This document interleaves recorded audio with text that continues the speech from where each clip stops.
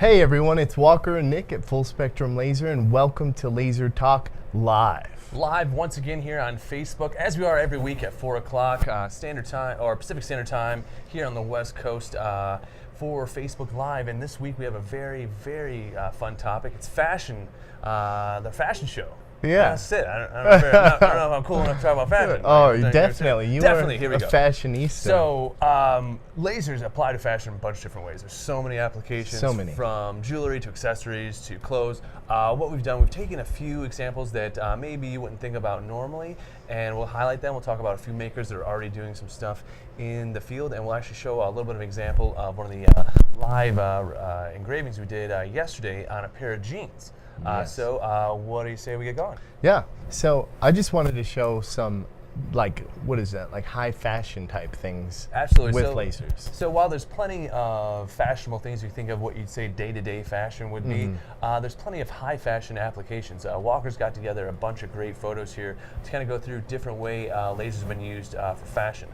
These Vans and Chucks, obviously two of my favorites. Super cool. I couldn't love these more. I think I used to have a pair of those leather Chucks back in the day, and I think anyone would You used agree. to have those too, those. Well, I didn't have them in a stiletto. I had them in a solid heel, so a little bit different, but very similar shoe. But it's really cool being able to put the same pattern to follow along from the shoe up to the dress. Oh, definitely. I love that scarf. It's made up of, letters, and it's just awesome. Yeah, the scarf's incredible. You could do a lot of fun things with that as far as, different branding and different types of organizations, things like that. I mean, that in leather, something like that would be sweet. Incredible, yeah. What else do we have? Oh, this is one of your favorites, right? This is my favorite, just because it's like so textile. Like it just gives a natural look, right? Like it's got like a what is it, like a feather and kind of scale look to the back, and that's super simple design. Yep. And it just has flow, motion. Like, I'm gonna get nerdy here, and like I just love all there is about that. Yeah, that's great. And that's something you could do to a T-shirt. Yeah, simple T-shirt. Yeah, put it on the back. Yeah, and that's a great quick look for summertime edition, just something you already have in your closet. What else do we have up there, Charles?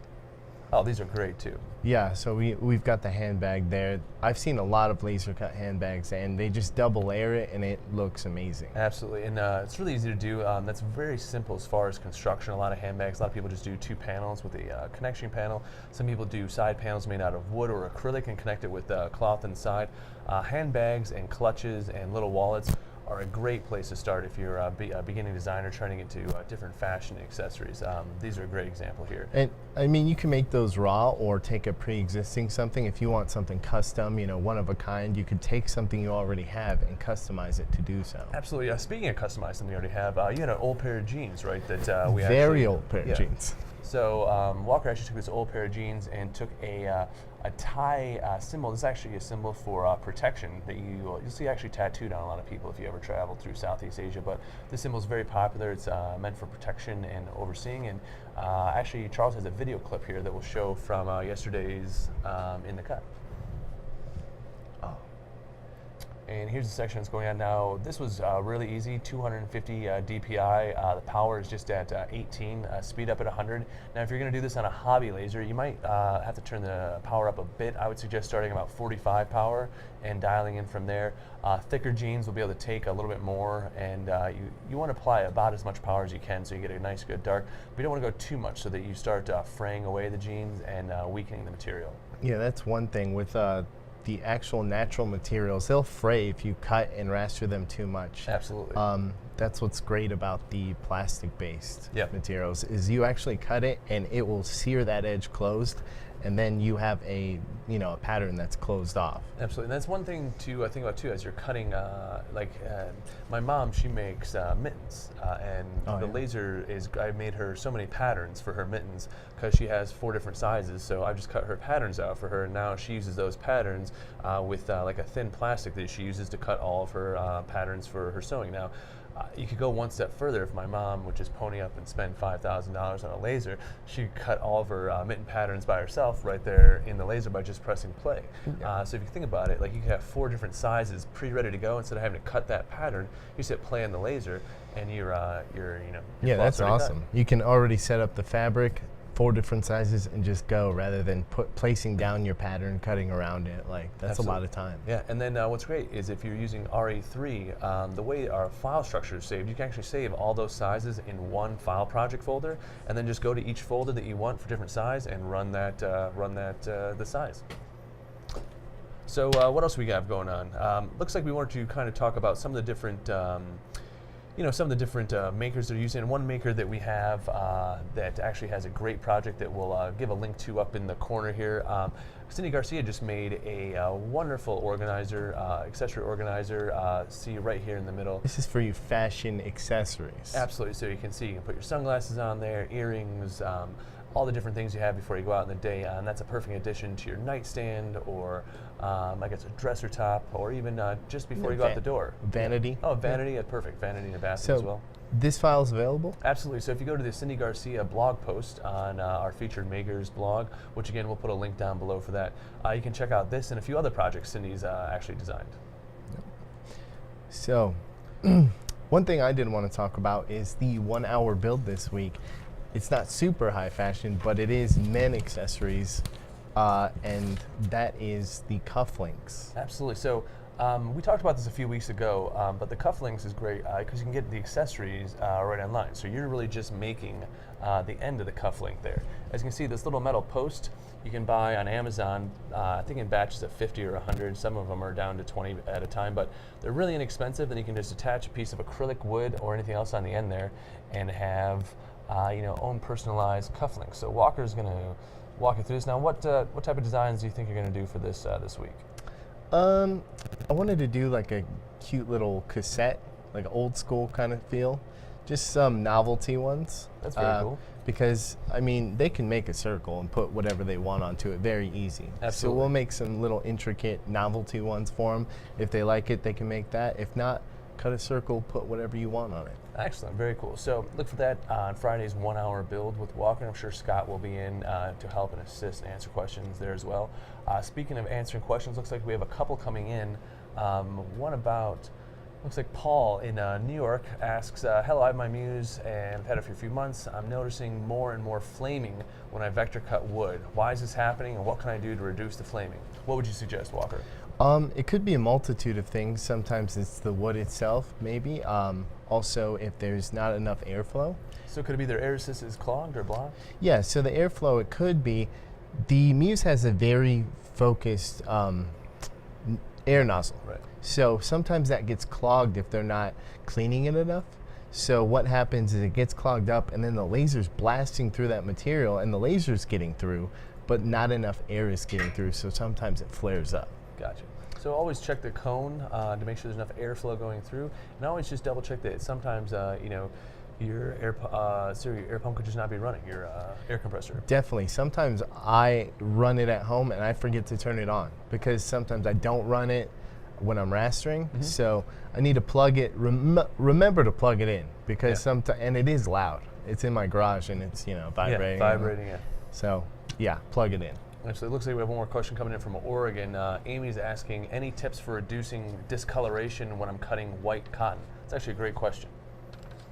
White cotton. So that's going to be power settings. Power and current, right? Yeah, you're going to play with those power settings because fabric is awesome to cut. It's awesome to engrave, but it's all about dialing in your power settings. Right. So as you're dialing in your power for cutting white cotton, really what you're trying to minimize is the amount of scorch and burn off that's on each side of the cut, correct? So once you find your power setting that's cutting through ideally, then start bringing back your current a bit, and then that current will be a little bit more finite as far as dialing in your power settings needed to cut through and not leave a mark. One thing I wanted to add to using fabric is keeping it flat in your machine. So your air is blowing it down. And that's nice if you are using the honeycomb and something like that.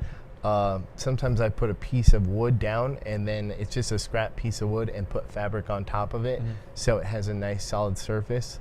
But if you're doing a lot of little designs that cut out, sometimes those will cut out and flip and then get in the way of your cut.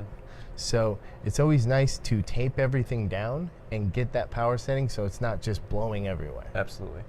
That's A nice easy thing you can do as well is the floor of your muse is magnetic. So if you're using a muse or hobby laser, you can always take out the honeycomb when you're doing engraving or markings on the fabric, and use magnets to hold the fabric down right onto the blade. You just have to be careful though when you're doing any sort of cuts like this, because there's no place for the extra heat from the laser to go. So only really use that method if you're going to do markings. Like when we did the jeans, that would have been fine to take the honeycomb out to do that engraving, but I wouldn't suggest doing that when cutting fabric, especially thin fabric. That's really just asking for trouble, especially with fire.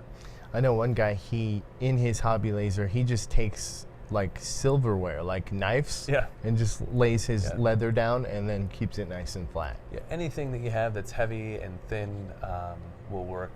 Outside, we use those weights from inside that other milling machine. So scraps of metal that you have laying around, old tools, anything to help lay the fabric flat.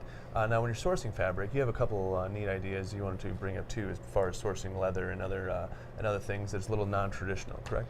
Yeah. So when sourcing fabrics, like say I want to do leather, I do leather a lot. There's, it's that thing your mom says, like shop around. Right. It doesn't matter where you get it from. It's all about the cheapest, right? Right. So keep that profit margin good. And, you can find old couches, cut them up, old jackets, like sometimes I'll go to the store, like a thrift shop, and see an old jacket, cut it up, use it. Because I'm doing one-off pieces most of the time, and I don't need too much. So I'll use that. All sorts of resources. eBay's a great one because people have sometimes people will get like a whole inventory, due to who knows. Right.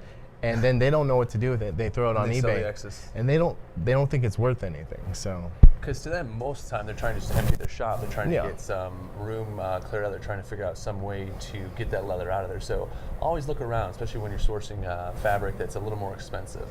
It's always good spots to go out and get fabric, like Joann's, Hobby Lobby, etc. Like they always have. I think you can even get it at some Walmart and Targets now, sheet fabric, but. When you're looking for more expensive stuff like leather, it's most of the time you go into a thrift shop and you see an old leather jacket, the inside's going to be so beat up that it's only going to be $4 or $5 for that jacket.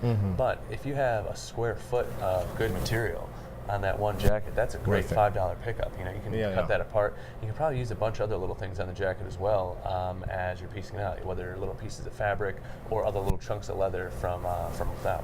Now, just make sure that it's real leather. You don't want to be cutting vinyl. Yeah. I know they call it PU leather now and vegan leather. Vegan leather. That's a very popular one. Understand that vegan leather means non-animal leather, which means toxic. Which means it was made chemically by scientists. I'm sure it's worse for the world than actual leather. We don't need to get into politics of veganism or vegan leather by any means, but by all means, make sure you check the source and MSDS on that. Looks like we have a question that popped up from Wyoming. Are synthetic fabrics such as polyester safe for cutting? Any others I should avoid? It's actually a great question. Anything with PVC you would want to avoid. That's going to cause chlorine gas, and it's going to destroy your machine and your lungs if you breathe it in. So it's a common material you probably should avoid in the laser. So some wetsuits have that PVC in there, and vinyl, like we were talking about. That's a big one. A lot of people surprisingly don't know the difference between leather and vinyl on the surface. Right. So you do want to avoid cutting that vinyl. So there's also like polypropylene fabric and neoprene. A lot of your athletic fabrics that have, I guess a non-natural source of material that's mixed. You have to avoid those too, because you really don't want to. The fumes of that. It's essentially a plastic that's being woven in without. You don't want to deal with the fumes of that in with your laser. So make sure you're careful and checking the MSDS on those materials as you go to use them. Looks like we have a few other things to get to as far as fashion. I guess one other question that I think is a good one to ask as far as accessories and other things are, what are some of the outside of the lines applications that you're finding useful for? Like I think you did a kiss cut of a few. Oh yeah. So on a sports fashion tip, this is twill, and this is iron-on twill, and this is what you would see on a jersey. So this would be like on the back of your Golden Knights jersey or NBA basketball jersey, how they have the letters on each one. Yeah, definitely. And this is like traditionally they would cut this out and stitch it on. Mm-hmm. But this is very awesome because you can actually take the black and it's got a sticky back, put the red sticky back right on top of it, and then you'll see that this is all one job. It's actually a kiss cut where so it starts from the bottom here, right? So you layered them both here, and then you can you're showing the peel away here, and then this is what it looks like when it's done. Yeah, so this bottom part, we actually just barely scratched the surface of this red so it would peel away to the black. And the black's not damaged at all, so once it's peeled away, you have that two-tone, which is a great look, and you iron that on, and it's done. Absolutely. Because you can't sew that type of material. No, and even if you did, it's so, like the size of thread and size needle you need to do for those athletic jerseys, like it'd be impossible to have a thread close enough to be able to not ruin that material as you're trying to sew it in anyway. So the iron-on is really the only option you have, right? Yeah, and it looks super clean. Yeah. I really like this application. Yeah, this is one of our favorite new applications using it. So where could they source a material like that? So you would definitely want to go online. Locally here in Las Vegas, they have a place, but if you're not here, look up iron-on twill fabric. They have so many different sizes and rolls. This stuff comes in rolls, and it literally just rolls out, cut it, roll it onto different colors. You can even, triple kiss cut this thing and just have so much going on. You just have to dial in those power settings. Yeah, so if you were looking for an easy way to add accessories to not only t-shirts, but you could do jackets, hoodies, other such things. Getting some of this twill material and cutting out designs and then ironing it right onto the materials is a great way to add not only additions to clothing things, but you could do that to handbags, you could do that to other accessories like tote bags, gym bags, team bags. Yeah, imagine you have your own little basketball team, and you want to create your own designs and jerseys. I would love that. Absolutely. And just create something goofy, funky, fun for you and your friends, and then that's your jersey. Yeah. Super cool. So instead of having to do small t-shirt runs now at the local screen printing place, you can just run a few things off right there at your laser, quick iron on, and you're ready to go. Looks like we have, I guess we can do a quick announcement. Amazing project this week for our weekly contest winner. One of our he's been following us for a long time on Facebook. Nate makes amazing things at his workshop. He does a lot of woodwork, but these trucks that he made on the laser are so detailed and so just. We were so impressed with this weekly contest submission. Thank you so much, Nate, for submitting in. Good job! Yay! Quick round of applause. I want to say that's a 6-ton Oshkosh, but I'm not sure. Nate, if we're not correct, please give us a comment and let us know if that's correct. He's like, you're wrong. It's a 10-ton. Yeah. Little known fact, Walker spent some time in Alaska through a few seasons doing a lot of logistics moving with helicopters and large trucks in the Alaskan frontier. So it was dangerous. That's why I'm here now. He knows a thing or two about those big heavy trucks. equipment, yeah. It's very, very serious work. Yeah, absolutely. So once again, if you could, give us a quick follow on the Instagram, social media. Follow us on Facebook so you can see these videos when they pop up. And if you're watching this on YouTube thereafter, click on one of the links down below and, make sure you get follows on our social media platforms because we always put out special deals. That's where our free projects get posted. What special deals do we have right now? Speaking of special deals, our most popular Pro Series laser is on sale right now for $1,000 off. So our Pro 24 laser right now, $1,000 off. Give us a call today. That sale is extended through the end of the month. It's based on quantity though, so as soon as we are through this series of lasers, the deal will be off. So make sure you give us a call before we run out of stock on that. If you're looking at upgrading, or honestly, if you're looking to get into a Muse or a Hobby Series as a business venture, give us a call and see what we can do as far as financing or putting money down and doing in-house financing. But a Pro 24 is such an upgrade from a Hobby Series machine using a 40 or 45 watt tube. Being able to have a motorized D-table, 2-foot wide pass-through doors, and a 90 watt laser tube. You've just hit the next level of production. Definitely. Mostly because you can use higher speeds when doing cuts now, higher speeds when doing engravings, having the same effectiveness. Thicker materials. Cutting through thicker material, absolutely. And then the motorized Z-table, you can't beat the flexibility you have when you're able to put in boxes, ukuleles, guitar bodies, things like that, and engrave whatever you want. That's what I do with my 48. We should get a graphic on the bottom, so every time Walker mentions his 48, Charles can just put up a little hashtag on the bottom of how many times we've been reminded. Looks like we still are running the EDU and Maker Shop special, so if you're looking to get 6 or more Muses or any multiple Muse machines, please give us a call. We got a few deals like the 6 for 5 deal. So if you are a Makerspace or an EDU customer, please give us a call and we can hook you up with a deal as far as multiple machines. We always have that going on. And then once again, we have a survey that we just went through. We actually got another 100 survey responses. So we're up to 200 survey responses now, all of which have been read meticulously and taken for action. Even is up to recently as this week on the new RE3 release. Survey responses have led to not only bug fixes but a few suggestions such as center out and bottom up engraving. That feature making its way to RE3 on the next upload, so take a look out for that coming up soon. We'll also be talking more in the future about the Pro Series getting the upgrades for RE3 and the LCD touchscreens on those. And then next week we'll actually be departing about 8 days from now for the Bay Area, and we'll be attending Bay Area Maker Fair. So if you're in the Bay Area, come check us out in San Mateo at the San Mateo Event Grounds for 2018 Bay Area Maker Fair.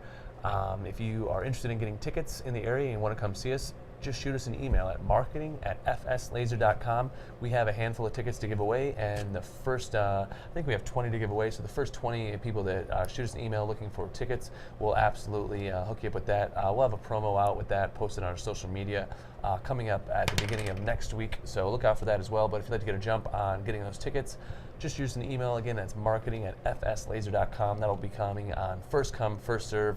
Bay Area Maker Fair tickets, just send us an email and you can come by and check us out in the booth. Also, our partner Dremel will be doing a large reveal of the laser cutter we helped develop with them. It looks very similar to the Muse, so if you're interested in seeing what Dremel has cooking, they will be doing a large reveal of their laser as well at the Bay Area Maker Fair 2018. You can just Google that if you're looking for more information. We'll put a link down below, and we'll put a little link up above Walker's head there as well for last year's Bay Area Maker Fair, where we always do fun stuff in the booth. So we'll engrave some phones. We're giving away some great slate engravings. I don't think we have one close, but we'll show you those next week. So a bunch of great giveaways. We have a really cool real life Snapchat filter that you can step into as a little photo booth. So a bunch of fun stuff going on in our booth at the Bay Area Maker Fair. Make sure you come check us out as we're there next week.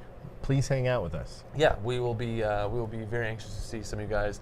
We always love to see some of the people that come check us out in the Bay Area. I think last year Badger Watkins actually made it out. He's real popular up on the Facebook channel. So if you guys see Badger Watkins in any of the Facebook groups, make sure you give him a friend request. He's a brilliant designer, does a lot of great work with our lasers. I actually think he just got a job on the Facebook campus. So if you see him on the Facebook campus, give him a big thumbs up and a pat on the back as well.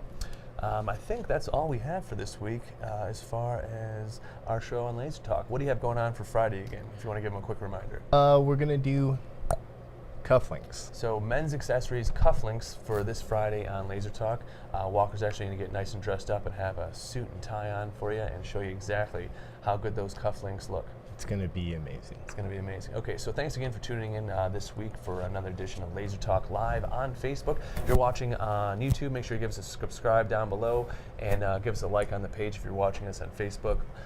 Go find us on Instagram, the Twitters, LinkedIn, Google+, all the places that you socialize. We do too. Make sure you give us a follow and like there. And until next week, make sure you check out laser101.fslaser.com for a bunch of new stuff and, keep making. Yeah, keep making stuff. All right, we'll see you next time.